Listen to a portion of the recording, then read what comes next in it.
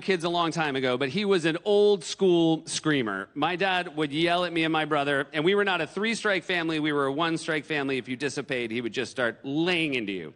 And we have a much more modern, non-confrontational parenting style. We never yell. We use language like, when they're misbehaving, we say, I can see you're upset right now, and while I don't want to invalidate the very real feelings you're having, I do encourage you to work through it on a timeline that's conducive to your schedule, while remembering the most important thing, this is just as much your house as it is ours.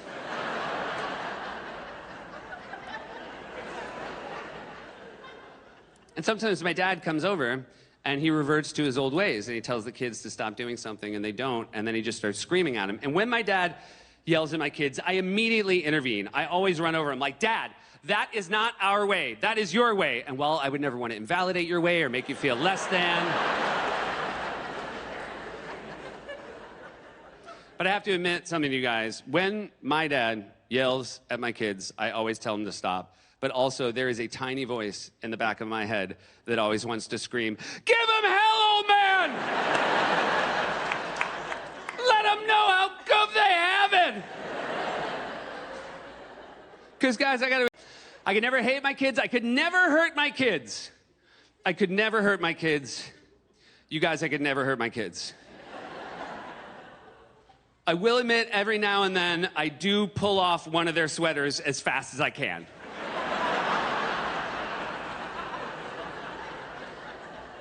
If it's the end of a long day and they won't even do me the courtesy of helping me get them undressed, I will take every top layer they're wearing and yank it upwards because, and it brings me great shame to say it, this moment gives me joy. When it catches like this, when I clockwork orange my children into seeing what they've done to me, it's not permanent. It always goes right back down, you know. I will say your perspective on almost everything changes once you have kids. Wise. And when I have 3 young kids at a wedding, I'm just dreading the moment that I'm gonna have to go out on the dance floor, interrupt the father-daughter dance, and be like, hi, I'm so sorry to interrupt. Congratulations, sir. She makes a beautiful bride. Hey, our kids ate your cake. They ate the whole cake. I don't know what to say. The cake is gone, and I can tell it's a really expensive cake, but it's kind of your fault because we never should have been here. And anyway, if you're thinking I'm not going to be punished, I'm going to be punished because my kids ate a whole giant cake, so that means they're going to be up all night, and they're going to be shitting all morning. The kids ate the cake. Thank you, by the way, for making them wear tiny tuxedos. You don't know this yet about kids, but their favorite thing in the world to do is go to a formal wear place while a guy tells them to stand still with pins in his mouth. Thank you for that. Thank you for the tiny tuxedos. We should have bought one because I can't imagine it would have been less expensive than how fucking expensive it was to rent. Anyways, my wife's in the car. She wanted me to say goodbye. She's passive-aggressively looking at her phone because I guess right before she went to the bathroom, she said, don't let the kids eat the cake, and that's exactly when it happened. So now she might never talk to me again, but I want you to know I hope you stay married forever, and if you don't stay married forever and get divorced, I'm going to come and take a dump on your lawn. Thank you. Good night. Beautiful bride.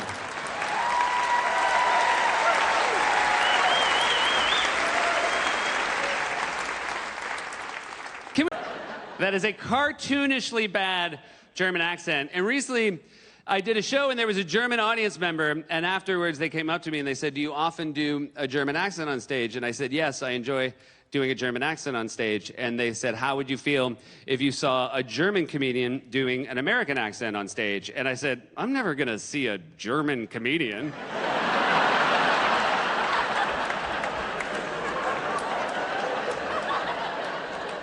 Like, what is the series of events that would have to go wrong in my life for me to, like, walk into a club as someone on stage is like, make some noise for Klaus! And then I'm like, I'll stick around for this. And then I'm sitting in my seat, and all of a sudden he's like, and then Americans are like, I would like 20 chicken McNuggets. And I'm like, we don't sound like that.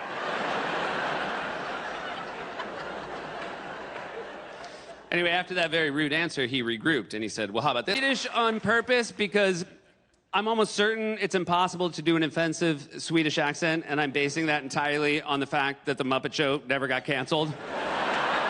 How was that okay? How was the Swedish chef okay? Schmorgity, borgity, borgity, borgity. That was as a child, that was my introduction to Swedish people. That's how I thought they all behaved. I thought they were imbeciles who were bad with cutlery. Smorgity, borgity, borgity, borgity. Can you imagine? What would it have sounded like if they'd taken the same approach with the Pakistani chef? I'm not gonna do it.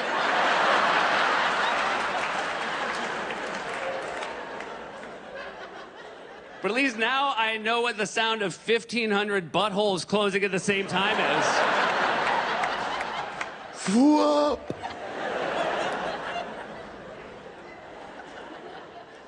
My kids are really lucky.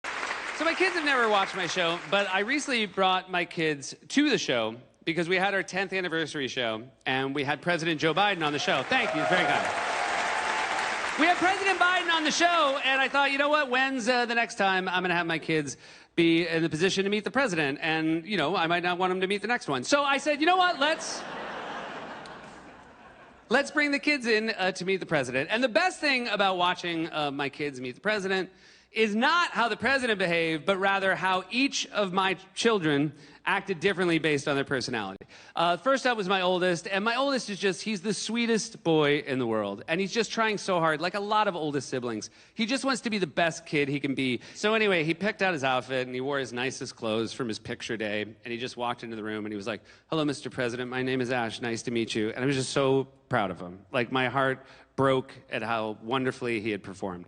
Next up was my middle son. He was born in the lobby of an apartment building and behaves like it every day of his life. Can't quite explain what that is. I just know that even if you didn't know who he was, if you saw him across the room, you'd be like, I think that one was born in a lobby. He picked out his outfit as well. He wore a train conductor's jacket and a pair of Ray-Bans. And he literally danced into the room. And when he danced into the room, my oldest was so embarrassed, he like cocked his fist back. And then he remembered that earlier that morning I told him he had good handwriting, and he was like...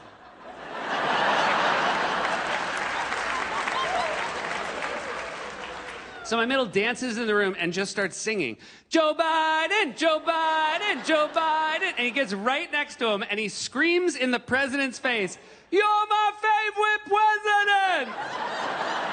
And Joe Biden was so taken aback because I don't even think Joe Biden is Joe Biden's favorite president.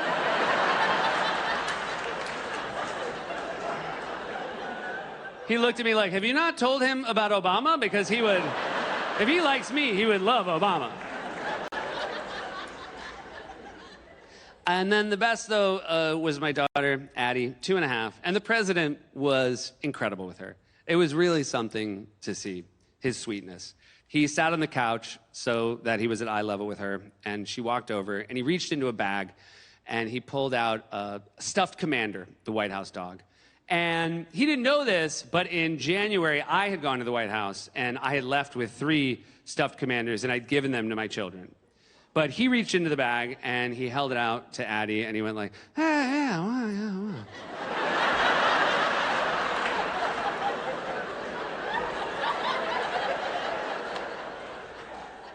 He said, "I got this for you." And she just looked at it, and then she looked at him and said, "I got that." And he said, "You have one of these?" And she goes, "Yeah, I got that at home." And he's just holding it, and he goes, "You want another one?" And she goes, "No." And I've been so worried about that interaction all day because my daughter is a huge Trump supporter, and not on social issues, it's all tax stuff with her. She's NATO. She feels like the NATO countries don't pay enough. You don't get into it with her if you see her. I have a weird thing happening, which is I grew up in the suburbs. All I ever wanted to do was live in New York City. My kids live in New York City. All they want to do is live in the suburbs. Like, we visit my parents. My parents live in the same house I grew up in a nondescript New Hampshire suburb. And every time we leave, my kids are basically like, when are you going to make enough money to buy a house like this? Because we live in New York, and nothing about New York makes sense to kids. There's none of the appeal of New York appeals to them. They're never like, well, sure, Grandma and Grandpa have a front and backyard, but we can walk to the theater.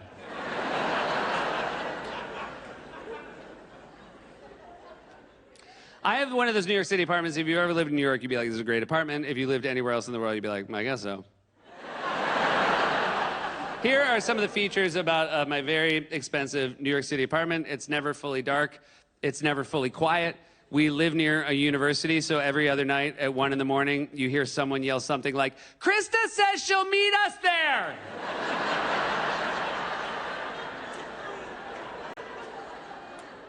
And whoever the Krista news is being yelled at does not hear it the first time, so they're like, "Krista's not with us!"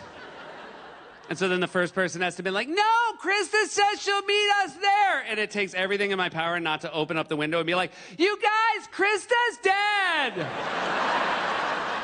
Krista died. It's like so sad, you guys, but she's dead."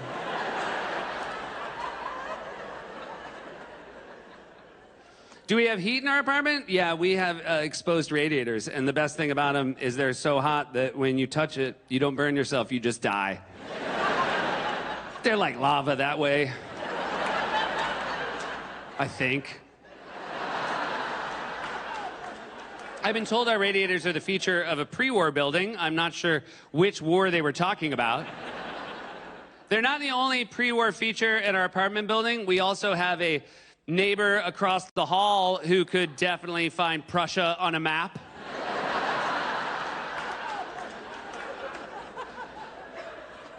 And much like Prussia after World War II, she also doesn't have boundaries.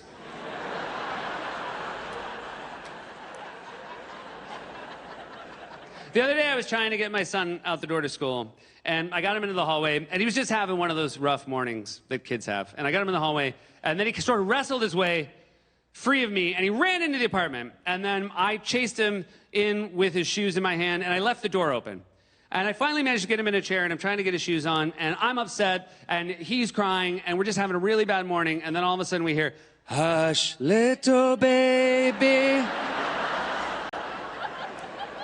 Don't say a word." And we turn around, and our neighbor has just wandered through the open door into our apartment wearing a nightgown, the color of which I would describe as Victorian apparition.